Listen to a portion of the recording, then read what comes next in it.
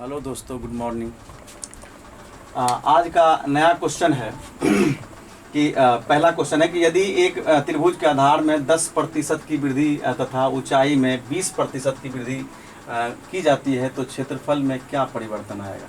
तो हम लोग जानते हैं कि कहता है कि त्रिभुज के क्षेत्रफल में क्या परिवर्तन आएगा। तो हम लोग जानते हैं एरिया ऑफ ट्रायंगल होता है half into base into height, और ये हाफ जो है इसमें एरिया में क्या परिवर्तन है ये हम लोग देखेंगे। तो ये हम लोग देखेंगे कि हाफ जो है ये तो कांस्टेंट, ये कांस्टेंट का मतलब है कि ये स्थिर है दोनों सिचुएशन में। जब बढ़े तो भी इसमें वृद्धि या कमी करें तो भी, और ये वृद्धि कमी ना करें तो भी हाफ उस दोनों सिचुएशन में एक ही रहेगा। तो हम लोग कहें कि बेस में कितना का वृद्धि हो रहा है 10%, 10% वृद्धि 11/10। हाइट में 20% की वृद्धि यानी 20% का वृद्धि, 20% का फ्रैक्शन वैल्यू होता है 1/5, इंक्रीज करेंगे 6/5, यानी ये कट हो जाएगा 3 और ये 5 यानी 33/25। तो देखें हम लोग कितना का वृद्धि हो रहा है, वृद्धि हो रहा है 8 का बटे किससे वृद्धि हो रहा है 25 से गुना 100%, ये हो जाएगा आपका 2500 800 32%। ठीक है, ये हो जाएगा आपका 32%। कहा था सवाल में यदि एक त्रिभुज के आधार में 10% की वृद्धि और ऊंचाई में 20% की वृद्धि। तो हम लोग देख रहे हैं कि ये half into base into height, 10% का वृद्धि है 11/10 और हाइट में 20% का वृद्धि 6/5, यानी हम लोग कट किए तो ये हो गया आपका 3 और ये हो गया 5, 11 × 33 और ये हो जाएगा आपका 5 × 5 = 25, यानी पहले था। इसका मतलब है इसको हम लोग बोलते हैं आरंभिक और इसको बोलते हैं हम लोग वर्तमान। तो इसका मतलब आरंभ में क्षेत्रफल 25 था और अभी क्षेत्रफल वर्तमान में 33 है। तो पहले से कितना ज़्यादा बढ़ चुका है, तो 8 बढ़ चुका है, ज़्यादा 8 बढ़ा है किससे 25 से गुना 100%, यानी 32% आपका आंसर आएगा। ठीक है, चलिए अगला सवाल है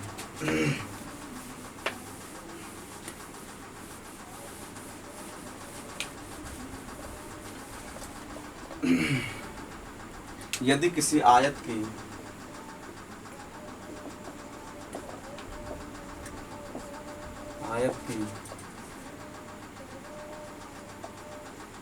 लंबाई में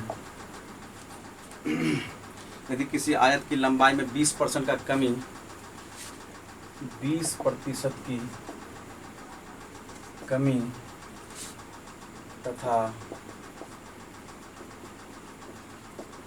चौड़ाई में भी 40% की कमी की जाती है,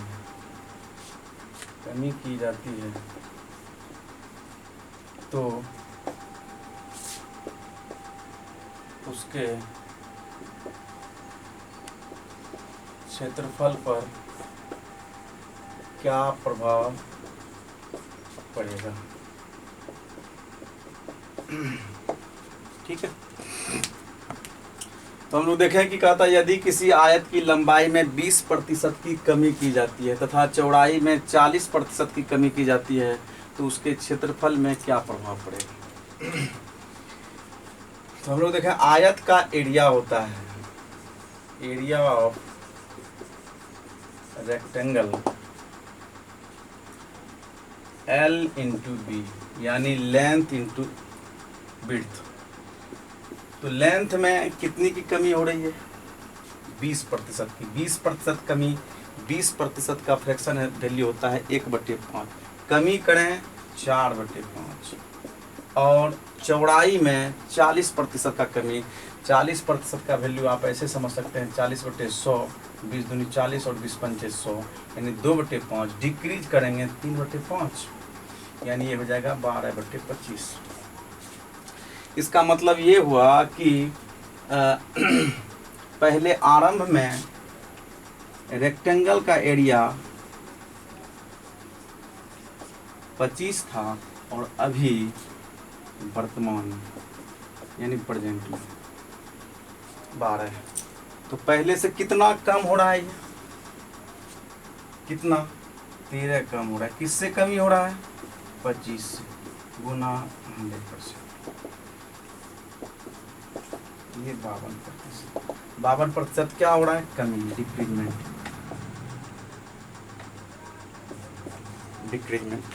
ठीक है, चलिए इस तरह से आप, हम उम्मीद करते हैं कि ये बात सबको समझ में आ गई है।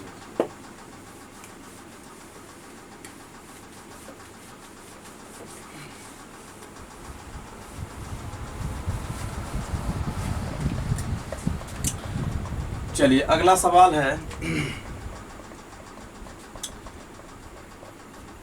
कि यदि किसी बेलन की ऊंचाई में 35% का वृद्धि, यदि किसी बेलन की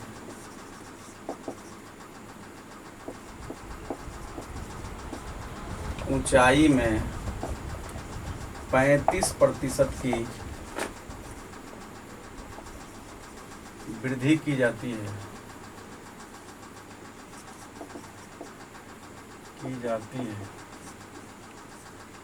तथा उसके त्रिज्या में 10% की वृद्धि की जाती है, तो उसके वक्र पृष्ठ क्षेत्रफल यानी सर्कुलर सरफेस एरिया में क्या परिवर्तन आएगा? ठीक है, तो हम लोग कहें कि क्या परिवर्तन आएगा, तो ये हो जाएगा आपका, 1 मिनट।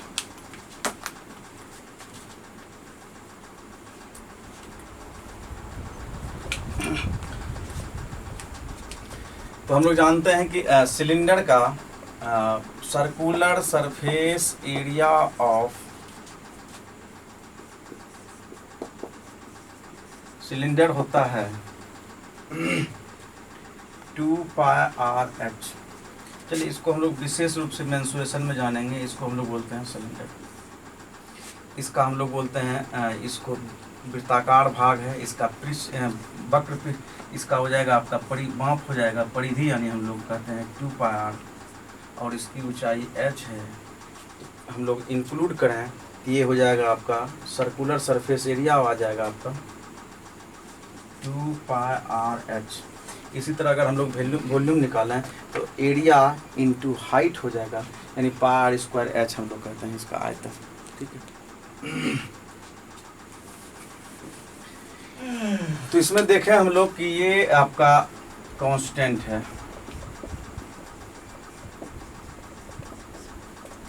और त्रिज्या में कितना का वृद्धि हुआ है? 10%। 10% का हो जाएगा आपका वृद्धि 11/10, और ऊंचाई में 35% का वृद्धि हो रहा है। 35% का फ्रैक्शन वैल्यू आप समझ सकते हैं, 5 होते 35 और 5 से 20 बार में, यानी हम लोग अगर इंक्रीज करें तो ये हो जाएगा आपका 27/20। गुना अगर 11 27 में गुना करें तो ये 7, ये 9, ये 2 हो जाएगा, और यहाँ गुना करें तो 200। इसका मतलब ये हुआ कि आरंभ में सर्कुलर सरफेस एरिया, बेलन का सर्कुलर सरफेस एरिया 200 था और वर्तमान में 297 है। तो हम लोग ये देखें इसमें वृद्धि हुआ है, कमी हुआ है? वृद्धि हुआ है। कितना का वृद्धि हुआ है? 97 का। किससे वृद्धि हुआ है? 200 से, गुना 100%। ये आपका 4 दूनी 8 और ये 1 बचेगा, और 8 दूनी 16.5%, यानी 48% का इंक्रीजमेंट हुआ।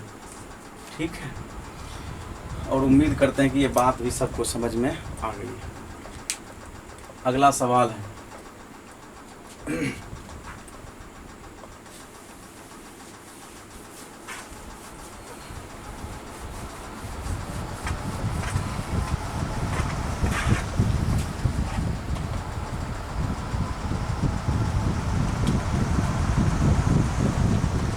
चीनी के मूल्य में, क्वेश्चन है चीनी के मूल्य में 30% की वृद्धि की जाती है, वृद्धि की जाती है,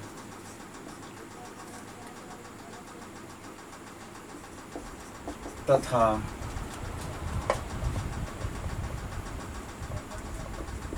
उसके व्यय में केवल 10% की वृद्धि की जाती है, 10% की वृद्धि की जाती है, तो उसके खपत पर क्या प्रभाव पड़ेगा। ठीक है, सवाल आपका ये। हम लोग देखें कि कहता है चीनी के मूल्य में 30% वृद्धि। ये सवाल और इससे पीछे वाला सवाल को भी जो है हम लोग डेसिमल वाले तरीके से भी बना सकते थे, और इसको भी डेसिमल वाले तरीके से बना सकते हैं, और फ्रैक्शन से के तरीका से तो हम लोग बनाएंगे। तो चलिए पहले आपको डेसिमल से ही दिखाते हैं, उससे पहले आप समझिए। इसके लिए हम लोग जानते हैं मूल्य गुना खपत बराबर होता है खर्च। खर्च मतलब व्यय, ठीक है। यानी हम लोग कहेंगे प्राइस गुना क्वांटिटी बराबर एक्सपेंडिचर। और आपका एक्सपेंडिचर हम लोग यहाँ के हैं, रहता है क्या प्रभाव पड़ेगा, जो चीज़ हम लोग का दिया रहेगा उसके अनुसार बैठाएंगे। और ये उम्मीद करते हैं कि सबको समझ में आ गया हो, क्योंकि मूल्य गुना खपत बराबर खर्च, मूल्य गुना खपत बराबर खर्च। इसलिए कि किसी वस्तु का मान लिए मूल्य 20 रुपया है, मान लिया जाए चीनी का, या हाँ चीनी का मूल्य 20 रुपया है पर केजी, और खपत मान लिया जाए 5 केजी को, तो निश्चित रूप से उसका खर्च कितना हुआ होगा 100 रुपये। तो इसको लिखने में हमको कोई तकलीफ नहीं है कि मूल्य गुना खपत बराबर क्या खर्च, ये हो जाएगा मूल्य गुना खपत बराबर खर्च। यहाँ सवाल है कि चीनी के मूल्य में 30% वृद्धि। आपको पहले डेसिमल वाले तरीके से बताते हैं कि 30% वृद्धि यानी 1.3 मूल्य में, और कहता है व्यय में 10% का वृद्धि, यानी व्यय यानी हम लोग का यहाँ देख रहे हैं एक्सपेंडिचर, और क्वांटिटी पे क्या असर पड़ा ये पता नहीं, और ये आपको आ जाएगा। अच्छा, ये हो जाएगा आपका 10% वृद्धि 11/11 यानी 1.1 यानी ये देखें हम लोग। अच्छा, डेसिमल में थोड़ा लंबा पड़ जाएगा कैलकुलेशन, इसको आप फ्रैक्शन से ही देखें 13/10, और ये हो जाएगा आपका 11/10। ये हम लोग कट करें, x बराबर हो जाएगा 11/13। इसको बोलते हैं, नीचे वाले को हम लोग बोलते हैं आरंभिक, और इसको हम लोग बोलते हैं वर्तमान। ठीक है, इसको बोलते हैं आरंभिक और इसको बोलते हैं हम लोग वर्तमान। तो हम लोग ये देखें कि कहता है क्या प्रभाव पड़ेगा। तो हम लोग देखें पहले था 13, अब हो गया 11, कितना कम हो गया है, 2 कम हो गया। किससे कमी हुआ है 13 से, गुना 100%। ये हो जाएगा 200/13%, यानी हम लोग इसको फाइनल भाग देके निकालें, 13 कम 13 और बच गया 7, 13 × 5 = 65, और 13 × 5 = 65 बच गया 5, 13 × 39 38 समथिंग आएगा आपका प्रतिशत में, और ये वैल्यू जो है आपका डिक्रीज हो रहा है। ठीक है, उम्मीद करते हैं कि ये बात भी सबको समझ में। आप इसको डेसिमल तरीके से भी निकाल सकते थे। डेसिमल तरीके से क्या होगा, थोड़ा कैलकुलेशन लंबा हो जाएगा, ठीक है, इसलिए हम फ्रैक्शन तरीके, पिछला जितना भी सवाल है सबको डेसिमल तरीके से बनाया जा सकता है। और भी कई तरीका है बनाने, कोई एक तरीका नहीं है कि यही तरीका है हम लोग इसी तरीका से बनाए, और भी कई तरीका है बनाने। ए भी फार्मूला पे है, उस पर भी यूज करके, सिर्फ यूज करने के लिए आना चाहिए, कैसे यूज करेंगे उस तरीके से ही बनेगा। तो बहुत सारा तरीका है इसके बनने का।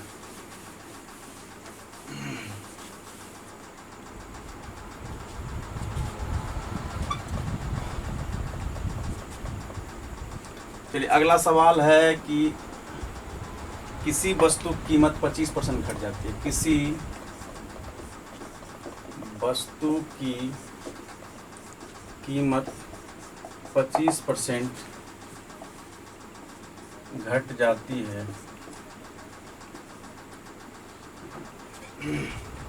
लेकिन प्रतिदिन उसके बिक्री में लेकिन उसके बिक्री में 30% की वृद्धि हो जाती है। 30% की वृद्धि हो जाती है तो उसके आय पर क्या प्रभाव पड़ेगा? ठीक है, ये आपका सवाल। किसी वस्तु की कीमत 25% घट जाती है, लेकिन उसके बिक्री में 30% की वृद्धि हो जाती है तो उसके आय पर क्या प्रभाव पड़ेगा? तो आप ऐसा समझें, हम लोग जानते हैं कि आय बराबर, यानी लिखें हम लोग ये हो जाएगा मूल्य गुना, यानी कीमत, मूल्य गुना बिक्री बराबर, मूल्य गुना बिक्री बराबर आय। मान लिया जाए, अब यहाँ हम लोग आय क्यों लिखे हैं, उस समय लिखे थे मूल्य गुना खपत बराबर खर्च, और यहाँ के अब यहाँ मान लिया जाए उस समय ग्राहक के बारे में बात कर रहे थे और इस समय जो है दुकानदार के बारे में बात कर रहे हैं। दुकानदार बिक्री करता है तो उसका इनकम होगा और ग्राहक खरीदता है तो उसका जो है आपका व्यय होगा, यानी खर्च होगा। हम लोग कहें मूल्य गुना बिक्री, वही 20 मान लिया जाए सामान का दाम 20 रुपया है, दुकानदार 5 केजी सामान बेचा तो उसको इनकम कितना का आया? 100 का। तो हम लोग कह सकते हैं मूल्य गुना बिक्री बराबर क्या आय।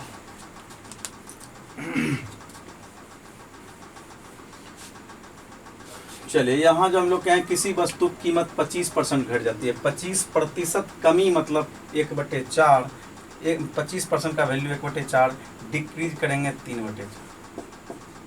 बिक्री में 30% का कमी, 30% का फ्रैक्शन वैल्यू 3/10 हो जाएगा। अगर डिक्रीज करें तो ये हो जाएगा आपका 7/10, क्योंकि ये हम लोग देख लें 30/100 यानी फ्रैक्शन वैल्यू डिक्रीज करेंगे तो निश्चित रूप से ये घटेगा, यानी 7/10 हो जाएगा। और यहाँ से हम लोग सोल्व करें इसको, ये 21 और ये हो जाएगा आपका 40।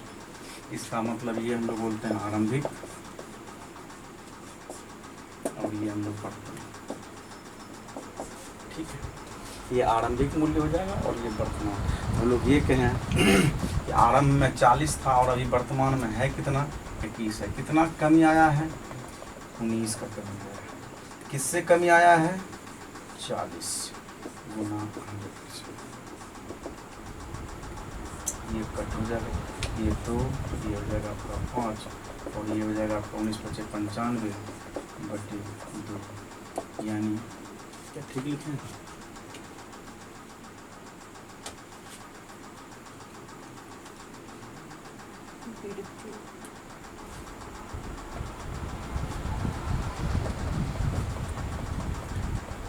मूल्य में किसी वस्तु की कीमत में 25% की कमी 3/4 और ये हो जाएगा बिक्री में 30% वृद्धि हो जाती है। अच्छा वृद्धि है नहीं, 1 मिनट में गलती हो गई।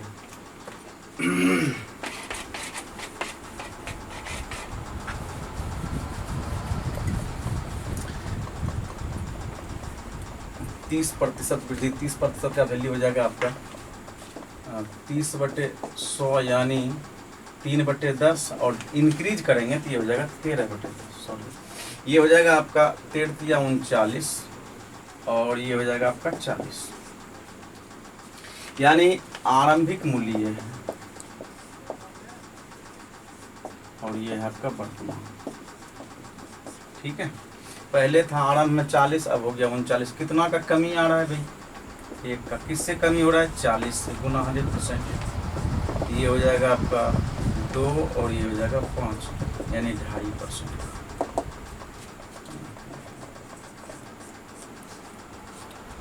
उम्मीद करते हैं कि ये बात भी सबको समझ में आ गई। और एक टाइप और इसका बचा हुआ है जिसमें कहता है एक कांस्टेंट है, यानी इसमें दिया रहेगा आपका कि मूल्य किसी वस्तु का 25% घट जाता है और बिक्री में क्या वृद्धि होगा या कमी आएगा जिससे कि इस पर कोई प्रभाव ना पड़े। ठीक है, अगर ये वृद्धि ये अगर घट रहा है तो पूछेगा इसमें कितना का वृद्धि होगा जिससे कि इसके आय पे कोई प्रभाव ना पड़े। एक टाइप का इस तरह का क्वेश्चन बचा हुआ है और इसी में एक टाइप है जो कि हम लोग अगले दिन जो है इसको ख़त्म करेंगे।